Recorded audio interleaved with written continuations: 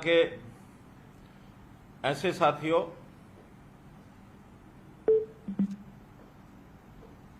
हरियाणा के मेरे ऐसे साथियों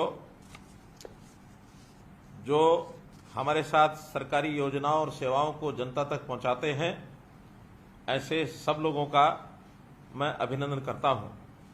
वैसे तो हर शनिवार को मैं किसी न किसी प्रकार के लाभार्थियों से ही बात करता रहा हूं, लेकिन आज जो वर्ग मेरे सामने है वो केवल लाभार्थी नहीं है, बल्कि जनता तक हमारी सेवाओं को पहुंचाने वाला हमारा साथी और जनता के भी एक प्रकार से वो सहयोगी हैं कि सरकार की योजना और सेवाओं को आप सब लोग उन तक पहुंचाते हैं। मैं आपका हार्दिक स्वागत और अभिनंदन करता हूं। मित्रों, जैसा हम जानते हैं कि हरियाणा सरकार पिछले 8.5 वर्षों से गुड गवर्नेंस के नाते से अपनी योजनाओं को लोगों तक पहुंचाने के लिए एक विशेष कार्यक्रम के माध्यम से हम आगे बढ़ रहे हैं। डिजिटलाइजेशन का ये एक मौका है और इस डिजिटलाइजेशन के माध्यम से हम अपने सारे ही कार्यक्रम ई गवर्नेंस के रूप में लोगों तक पहुंचाते हैं। इसी काम के लिए हमने CSCs को चुना है ताकि हमारे सब विभागों की लगभग 550 सेवाएं आप लोगों तक पहुंचा सकें। मित्रों, इस काम में जो सफलतापूर्वक आप ये सब काम कर रहे हैं, इसमें एक सिस्टम का हम सब उपयोग कर रहे हैं। उस सिस्टम को बनाने के लिए केंद्र सरकार से ये CSCs का प्रोग्राम ये बहुत ही लाभदायक हुआ है। आप लोग अपने भी धनोपार्जन के लिए, अपने भी एक प्रकार से रोजगार के लिए इस काम को जब अपनाया था तो शुरू में ऐसा लगता था कि ये सेवाओं के माध्यम से आप उतना पैसा शायद अर्न नहीं कर सकेंगे। हमने कुछ सरकारी सेवाएं भी आपको उस समय दी थी, लेकिन धीरे धीरे इन सेवाओं का जैसे जनता उपयोग करने लगी तो उसके जो चार्जेस थे उसका सीधा सीधा लाभ आपको भी होने लगा। और जो मेरी जानकारी है, लगभग 50,000 से लेकर के 1 लाख रुपए तक भी मासिक कमाने वाले और हमारे CSC सेंटर्स हैं। ऐसे मौके पर कभी कभी हमको शिकायतें भी मिलती हैं कि जो निश्चित चार्जेस तय किए गए हैं, कभी कभी उनसे ज्यादा चार्ज लेने की भी बात कुछ लोग करने लगे हैं। मैं मानता हूं कि सब लोग ऐसे नहीं होंगे, लेकिन कुछ CSC से ये शिकायतें प्राप्त हुई हैं। इसके लिए मेरा निवेदन है, क्योंकि जो जनता इससे लाभान्वित होने वाली है वो गरीब जनता है और उस गरीब जनता से जितना पैसा निर्धारित किया गया है उतना ही लेना चाहिए, उससे ज्यादा पैसा उससे हम नहीं लेंगे और निश्चित रूप से इससे आपका भी मान सम्मान बढ़ेगा। डिजिटल इंडिया का ये जो अभियान है, प्रधानमंत्री नरेंद्र मोदी जी के माध्यम से जो गति पकड़ी है, इसका उल्लेख न केवल अपने यहाँ देश में है बल्कि दुनिया के देश भी ये मानने लगे हैं कि इस गति से जो डिजिटल इंडिया का अभियान आगे बढ़ रहा है, बहुत से देश तो इसके ऊपर अध्ययन करने के लिए भी आगे बढ़े हैं। प्रधानमंत्री नरेंद्र मोदी जी ने पिछले साल जुलाई माह में जो डिजिटल इंडिया सप्ताह का शुभारंभ किया था, उस समय उन्होंने कहा था कि digital India ease of living और ईज ऑफ डूइंग बिजनेस को मजबूती देने वाला है। इस कार्यक्रम के अंतर्गत हमने नए नए प्रयोग शुरू किए। एक प्रयोग अभी परिवार पहचान पत्र ये हमने किया है और इस परिवार पहचान पत्र का जो लाभ है हरियाणा की जनता को जैसे मिल रहा है, इसकी चर्चा दूसरे प्रदेशों में जब हुई तो उन्होंने भी इसको अध्ययन करने के लिए हमारे पास आने लगे हैं। बहुत प्रदेशों ने अपने यहाँ इसको रेप्लिकेट भी किया है, परिवार पहचान पत्र को भी बनाने लगे हैं। न केवल देश में बल्कि बाहर से भी लोगों की एक जानकारी लेने की इच्छा जगी है कि परिवार पहचान पत्र क्या है। इस परिवार पहचान पत्र के माध्यम से हमने लोगों के राशन कार्ड बनाए, हमने लोगों को आयुष्मान भारत की योजना का लाभ पहुंचाया, हमने वृद्धावस्था पेंशन ये लोगों की अपने आप बने। 60 वर्ष की आयु के बाद व्यक्ति थोड़ा लाचारी का जीवन व्यतीत करता है तो उसको कहीं भी सरकारी दफ्तरों में चक्कर न काटने पड़े, कोई दरखास्त न देनी पड़े, कोई दस्तावेज लेके न चलना पड़े, तो उसको अपने आप घर बैठे 60 वर्ष के होने के बाद पेंशन देने का काम ये हमारा सेवा विभाग वो कर रहा है और इससे हमारे जो लाखों लोग इससे लाभान्वित हो रहे हैं। हमने चिरायु हरियाणा आयुष्मान भारत के साथ जोड़ करके आगे किया और इसका रजिस्ट्रेशन जो प्रारंभ कराया है, जो आपके माध्यम से भी सब हो रहा है, इसमें 75 लाख लोगों का और एक प्रकार से आयुष्मान चिरायु योजना के कार्ड ये बनाए जा चुके हैं।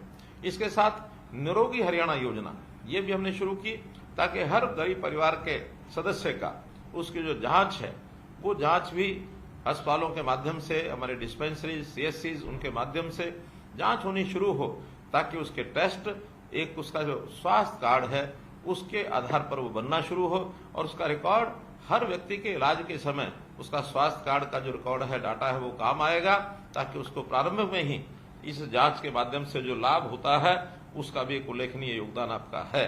तो हम लोग धीरे धीरे ऐसे BPL परिवारों को ये जो सब लाभ पहुंचा रहे हैं, इन लाभ को पहुंचाने में अपना अपना जो योगदान है। हमारे यहाँ एक कल्पना की गई है कि सरकारी योजनाओं का लाभ सबसे पहले गरीब व्यक्ति को मिलना चाहिए। इससे पहले क्या होता था कि योजनाएं तो गरीब के लिए बनती थी, लेकिन उसका लाभ उठाने के लिए गरीब को छोड़ करके बाकी लोग जो थोड़ा दबंग वृत्ति के होते थे, जो योजनाओं का लाभ उठाने में बहुत ही माहिर होते थे, वो सब जाकर के योजनाओं का लाभ उठाते थे और गरीब आदमी पंक्ति में खड़ा रह जाता था। लेकिन अब चूंकि हर निश्चित व्यक्ति को उसका लाभ ये अंकित है कि इसको क्या मिलेगा, उसको सूचना दी जाती है कि ये लाभ आपको मिलेगा। उस लाभ को लेने के लिए वो आता है और आपके यहाँ CSC सेंटर्स पर वो सूचना देता है और उसके हिसाब से आप ऑनलाइन फॉर्म उसका भर के दे देते हैं। एक बहुत बड़ा लाभ उसको होता है। हमेशा CSCs की तरफ वो देखता रहता है। जब भी उसको योजना को लेनी होती है उसका ध्यान CSC की तरफ जाता है। CSC का काम एक प्रकार से हमारे यहाँ भले ही नया है, लेकिन बहुत सक्सेसफुल तरीके से आगे बढ़ गया है। वो आपकी दुकान को CSC के नाते से जानता है। हमने अटल सेवा केंद्र आस्क नाम से भी उसका नाम प्रचलित करना शुरू किया था, लेकिन फिर भी जब भी पूछो कि कोई सेवा कहाँ मिलेगी, CSC पर मिलेगी। तो CSC का मान सम्मान ये बहुत बढ़ गया है। इसका जो लाभ उनको निरंतर ऑनलाइन मिलता रहे, इसलिए आपकी व्यवस्था जितनी बढ़िया होगी उस व्यवस्था के नाते से आप लोग जो उनकी सेवा करेंगे। और इस नाते से जो जानकारी मुझे दी गई है कि लगभग 30 से 35 हजार CSCs के ऊपर ये सेवा उनको दी जा रही है। आप लोग साक्षरता के अभियान को चलाने वाले एक प्रकार से डिजिटल सक्षम भी हैं और साथ में साक्षर भी हैं। साक्षर व्यक्ति, पढ़ा लिखा व्यक्ति जब इस प्रकार से काम करता है तो उसका निश्चित रूप से लोगों में एक सम्मान बढ़ता है। पिछले 5 मास में इस डाटा का जो उपयोग करने वाले जो लोग हैं, जिनको हम सेवाएं दे रहे हैं, 9,36,000 गरीबों के स्वास्थ्य की जांच हुई है। 62 लाख लोग lab test, 62 lakh lab test ये सब किए गए हैं। तो ये सब आखिर तो इस हिसाब से हुआ है। परिवार पहचान पत्र के हिसाब से जन्म मृत्यु इसका पंजीकरण भी हमने किया है, ताकि जन्म और मृत्यु का जो पंजीकरण करने के बाद जो परिवारों का डाटा है वो रियल टाइम बेस्ड उसकी संख्या ये हमारे पास होती है। बच्चे 0 to 6 ये जो बच्चे हैं इनका हम अलग से हमारा जो WCD डिपार्टमेंट है उसके माध्यम से उनकी चिंता करते हैं, उनका ख्याल करते हैं। 6 से लेकर के 18 वर्ष तक की आयु के जो बच्चे हैं उनका स्कूल की शिक्षा में उनका कितना दाखिला किस स्कूल में हुआ है। कुछ बच्चे जो न प्राइवेट स्कूल में जाते हैं न सरकारी स्कूल में जाते हैं, आखिर उनकी तलाश करना ये भी हमारे लिए इसी के माध्यम से संभव हो पाया है। इसी प्रकार जो 18 साल से 25 साल के युवा हैं, ये हायर एजुकेशन का डिपार्टमेंट उसको जो है ढूंढता है, उसको एजुकेशन के नाते या स्किलिंग के नाते उसको काम में लगे ये प्रेरणा दी जाती है, ताकि बड़ा होकर के अपने व्यवसाय को वो कर सके। इसका भी उसको जो लाभ है इसी परिवार पहचान पत्र के माध्यम से मिलता है। इससे ऊपर भी व्यावसायिक लोग, जो लोग 25 साल से 40 साल तक के हैं, जो एक प्रकार से युवा और यानी एंटरप्रेन्योरशिप में अपने योगदान को आगे बढ़ा रहे हैं, उनका ध्यान भी हमारा जो युवा और यूथ एम्पावरमेंट का जो डिपार्टमेंट है वो उसको ध्यान रखता है। 40 वर्ष से लेकर 60 वर्ष से ऊपर के लोग, सेवा विभाग इनकी चिंता करता है, ताकि उन लोगों की कोई समस्या है उसको भी हम ध्यान रखें। उनकी पेंशन बनी है अथवा नहीं बनी है इसकी हम चिंता करें। उनको राशन मिल रहा है कि नहीं मिल रहा है, उनको आयुष्मान कार्ड का लाभ मिल रहा है कि नहीं मिल रहा है, ये सब चिंता सेवा विभाग करता है। और जो जो सेवाएं उनको मिलती हैं आखिर तो उनको अप्लाई करने के लिए हमेशा ये कहा जाता है कि जाइए अपने गांव की, मोहल्ले की जो CSC है वहां जाकर के आप अप्लाई करिए, और अप्लाई करने के बाद ऑनलाइन सेवा सब पहुंच जाती है। अभी पिछले 2 महीने से मैं जनता की सेवा के लिए जन संवाद के कार्यक्रम कर रहा हूं, और जन संवाद के कार्यक्रमों में मुझे ढेरों कागज मिलते हैं ढेरों शिकायतें जो आती हैं उनको सबको एक प्लेटफॉर्म पर ला करके जन संवाद पोर्टल में हम डाल देते हैं और उस जन संवाद पोर्टल से वो सारी जो जानकारियां हैं विभागों को पहुंचती हैं। विभाग उसको निश्चित समय में हल करता है और हल करते समय हर एक एप्लीकेशन की ट्रैकिंग ये जब होती है तो उस व्यक्ति को जो कंप्लेनेंट होता है उसको भेजी जाती है ताकि उसको पता रहे कि मेरी जो दी गई कंप्लेंट है उसका स्टेटस क्या है। ये सब डिजिटलाइज्ड सर्विस होने के नाते से यहाँ तक जो है हम सब कर पाए हैं।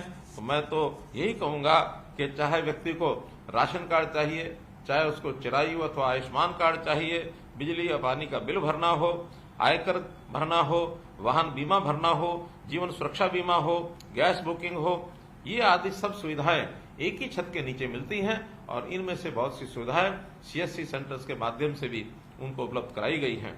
अभी तक ये जितने भी प्रोग्राम चले हैं और सीएससी के माध्यम से आपके द्वारा जो हुए हैं, अभी तक 1,72,40,000 ट्रांजैक्शन ये सीएससी के माध्यम से हो गई है। तो इतनी बड़ी संख्या में आप जो सब काम करते हैं हमारी गवर्नेंस को स्मार्ट गवर्नेंस बनाने के लिए आप उपयोगी हैं। स्मार्ट गवर्नेंस यानी वो सिंपल है, वो मॉरल है, वो अकाउंटेबल है, रिस्पॉन्सिबल है एंड ट्रांसपेरेंट है। यानी इसी को मिलाकर के एक स्मार्ट गवर्नेंस, और स्मार्ट गवर्नेंस तभी मिलती है जब ये सब चीजें डिजिटलाइज तरीके से गवर्नेंस के माध्यम से, सुशासन के माध्यम से लोगों तक पहुंचे।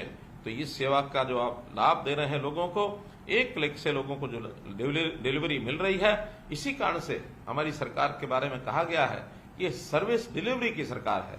तो सर्विस डिलीवरी की सरकार आपके बिना संभव नहीं थी। भले ही हम कितनी योजनाएं बनाएं, हम केंद्र में बैठ करके विभाग अपनी अपनी योजना बनाते हैं, लेकिन जनता तक पहुंचाने के लिए यदि कोई माध्यम नहीं होगा, ये जनता का कोई सहयोगी नहीं होगा, तो पूर्ण लाभ उसको मिलना संभव नहीं है। तो आप जहां सरकार के साथी हैं, हमारे साथी हैं, वहां जनता के सहयोगी हैं। तो इस सहयोग के रूप में आप जो लगातार काम कर रहे हैं, इसके लिए मैं आपको बहुत बहुत बधाई और बहुत बहुत आभार प्रकट करूंगा कि इसी प्रकार से आप काम करते रहें। प्रधानमंत्री जी के डिजिटल इंडिया के इस अभियान में मैं कहूंगा कि आप वास्तव में डिजिटल मित्र हैं और डिजिटल ये जो तकनीकी क्रांति है इसके आप योद्धा भी हैं। आप इसी प्रकार से उत्साह बनाए रखें और लोगों का भी उत्साह बना रहे और इन सब सेवाओं का लाभ लोग ले सकें, इसका प्रचार प्रसार भी आप अवश्य करें।